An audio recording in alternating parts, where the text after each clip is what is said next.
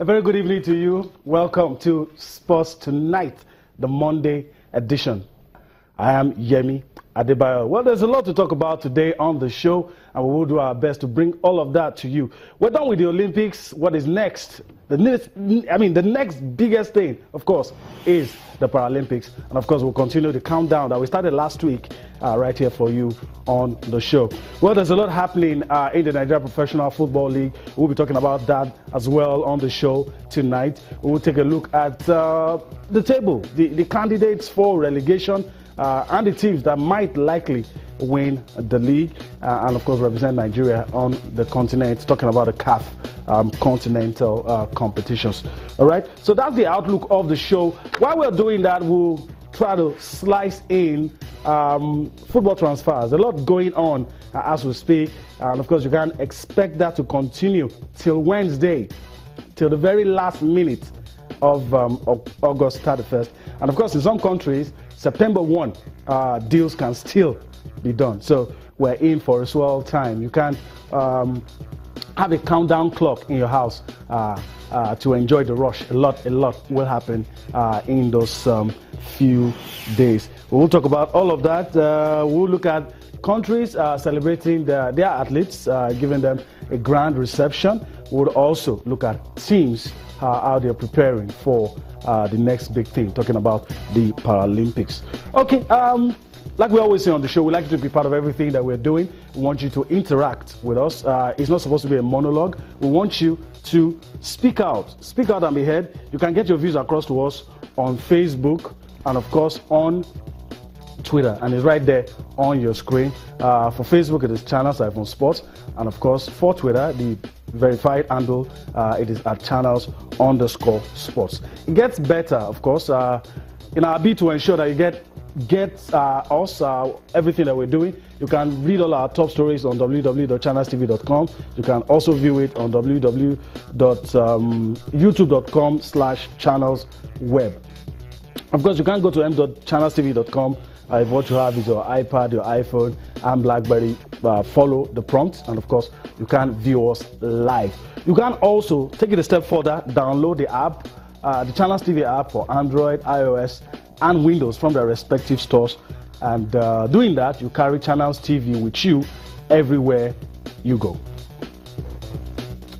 Okay, let me quickly introduce the guys that start off the show with me this lovely Wednesday. The regulars. It's always good to have these guys around to be able to tap from their wealth of knowledge. Sitting right next to me, smiling, Toby Adepoju. He has a lot to smile about. Toby, let me welcome you before you tell us what happened in Baden. But let me just welcome you to the show. Yeah, good to be here. Amazing weekend we had in the NPFL, and the biggest result was in Baden, 4-0 against Pillars. I mean, it looks very interesting. We'll talk about that much later. And of course, it's always a delight to have Onyemuchi Nwachukwu with us on Monday, as you already know. Is the news editor of the sports editor of Sporting Life. I hope I didn't mix that up today again. News editor.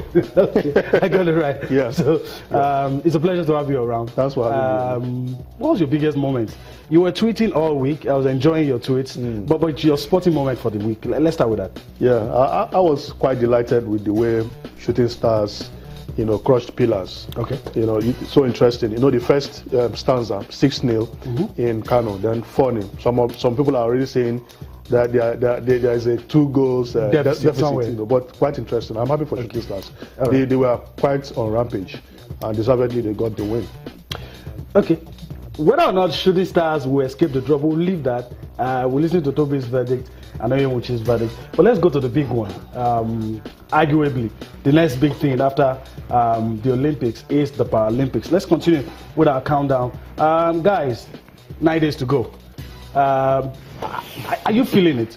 Before the Olympics started, there were a lot of issues, but gradually we started feeling it. I don't know if you're feeling it right now, especially now with the news that Nigeria has unveiled a 23-man squad. Well, naturally you don't expect that the Paralympic Games will enjoy the kind of hype that the Olympic Games. But you see, one thing we must give to these Paralympians is that the stories behind everything they put into participating at this level. Yeah. These are special people. And yesterday, like you said, Nigeria unveiled, the contingent that will represent her at the Paralympic Games. Questions here and there about preparations, but we can always count on these guys. They will always deliver, with or without preparation. It's not good not to prepare, but I think they see the opportunity to go to the Paralympic Games, as a real one to change the stories of their lives. We have seen, tremendous stories of even Paralympians getting married after the last Paralympic Games. These are the kind of stories that is usually. Some of them already have national honors. Yes, some of them have national, and some of them have the opportunity of shaking hands with the president. We hope that whatever happens, the reception for these special people will be better, than the one irrespective of the performance. For me. We talk about Team Nigeria, so let's give you the breakdown. As you already know, 23 athletes have been chosen, picked, named, whichever word you choose for Nigeria. So let's give you the breakdown. Let's allow you see those names. Is right there on your screen. In athletics, Anna Babalola, very, very popular. Let me allow you to pronounce this name if I mix it up. Ukeria Iyezi. Okay. Loretta Onye, Lovina Onyebule. Okay. Let me just allow you go through these names. Fiora Ugonwa, Friday, Bangbe. Okay. All of these for athletics. We move to powerlifting women, which is a strong point. One of our strong points. Let me also allow you go through these names. We have Christine Ben, Lucy Ejike, Ndidi Nwosu, Rose Omotayo. Okay. Yeah. So for the guys, well, I can do well with this ones. Okwemi Jegede, Paul Kende, Tolulope, Taiwo. Okay, these are some of the names. Faith Obiora, Ahmed Koleo Show, Emmanuel Nick. Okay, these are the guys for table tennis.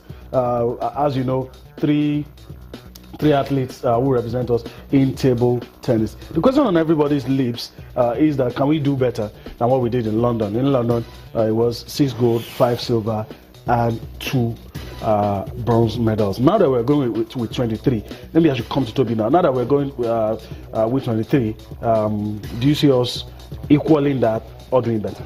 Yeah, really, like Oye said, these are special, athletes, and over the years, over the previous Olympics, they've been very reliable. They've been very reliable. They put everything, into their strengths to make sure they put smiles into the millions of Nigerians, the win medals. But like we all know, what happened, going to the Rio Olympics has really overshadowed, a lot of things in terms of the Paralympians, what they can offer. I mean, I don't think expectation is so high. For them to really bring a lot of medals, but like we all know, they will always deliver. But I mean, preparation has been so poor. Then we can't find much pressure on them. But we believe in their quality, like Hannah and the Rex. They've got quality. I mean, they've got a brave heart to go there and represent Nigeria and give Nigerians a good representation. So we hope they will get medals. But I don't think we can surpass what we achieved 4 years ago in London. Hey Uchi, 9 days to go. Can anything be done, or just hope and pray? Well, we always hope and pray, but sometimes it goes beyond hoping. It goes beyond prayers. We have to pray and work. Even as Christians, as Muslims, you have to work with faith. You don't have to pray. When you pray, you have to work. You have to work on your faith. Okay. And you see, at this level, 9 days to go, there's really nothing we can do apart from, like Toby said, don't put so much burden expectation on these athletes, because have we really given them much enough in terms of preparations? I don't think so. Have we made facilities available for them? I think they will motivate themselves. They how the situation of things for them, the way they've been treated, they want to launch themselves into prominence. They want to use this as a turnaround for their situation, and I think that alone will motivate them. But when you want to look at the level of preparation, then we cannot really expect anything from them. But I know these guys will deliver. Okay, Uche says he knows that these guys will deliver as they've always done. So we'll keep our fingers crossed and keep observing what will happen in Rio for the Paralympic Games. Remember, Russia will not be there unless a miracle happens. They will not be there. Well, the Olympics has come and gone, but still a lot of stories coming out of the Olympics. Guys, let's travel to Kenya, and of course, Kenya. I mean, there's no argument about it. The best performance from Africa, but two of the three top Kenya Olympic Committee officials that have been arrested for mismanagement have been released on cash bail by a Kenyan court. But the story is that people are not letting this go, even though Kenya has done well.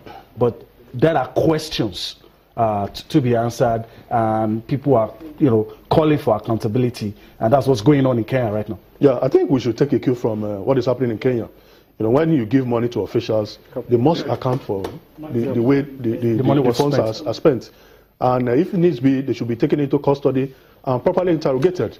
That would serve as a deterrent to people, officials who want to dip their hands into funds meant for certain purposes. Who see it as a source of livelihood. As a source of livelihood. These are money meant for certain purposes, for the athletes' welfare, maybe for their flight ticket, return tickets, training. And some officials somehow try to divert the money. It's not good, especially for the African continent that has been derided as that continent. For Kenya, a country that is so well blessed with long-distance runners, shouldn't be getting this kind of attention. And I want to even implore the federal government to also probe how money were spent at the last Rio Olympics. This will serve as a deterrent, because when we gloss over issues, then it keeps on happening. Successive administrators will do the same thing.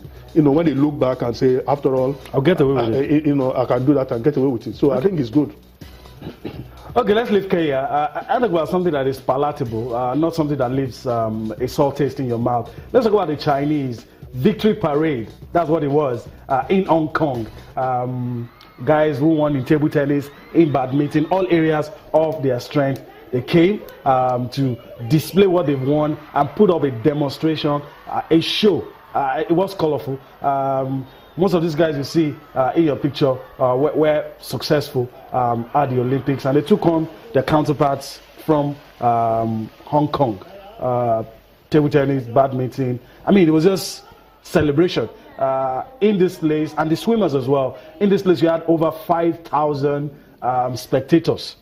I mean, this is a fitting way to allow people savor the moment, Toby. Yeah, really. Success, has a lot of friends. Now, it is when you fail to achieve in your task, you won't see people around you. But come an orphan. When you're successful, people will come out and celebrate you. And this athlete, deserve what they're really getting from the country. People come out and celebrate. In such atmosphere, over 5,000 people come and cheer you, celebrate you. And also, give you a lot of kudos and commendation for what they achieved for the country. This really support the athletes going forward. To compete well for the country, because they will understand they've got a very strong signal and a strong message from the country that if we can go well, if we can put smiles in the face of the Chinese, they will come out and appreciate it. And this is very, very good and interesting to see people being celebrated after a lot of hard work. Okay, all right, guys.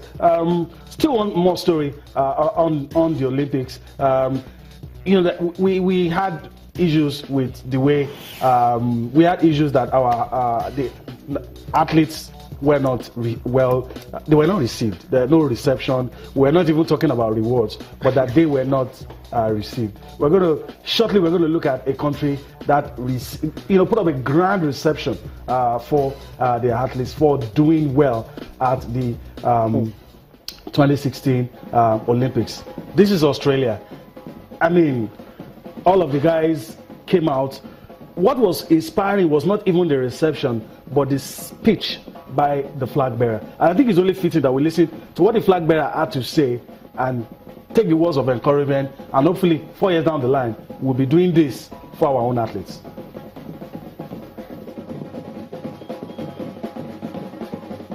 "4 years, 8 years, A decade, even more in some cases, of hard work and dedication and commitment to making all that work count on one particular day, for one particular moment, and for some of us, for only a few seconds. For some it paid off, for some we came home with personal bests, and for some we fell agonisingly short. But for all who arrived in Rio, we reached to achieve something great. We braved the fears and doubts that grasp all of us, not just our sports stars, but everyone in their everyday lives. And we ended up where we were, standing tall and proud for our best performances.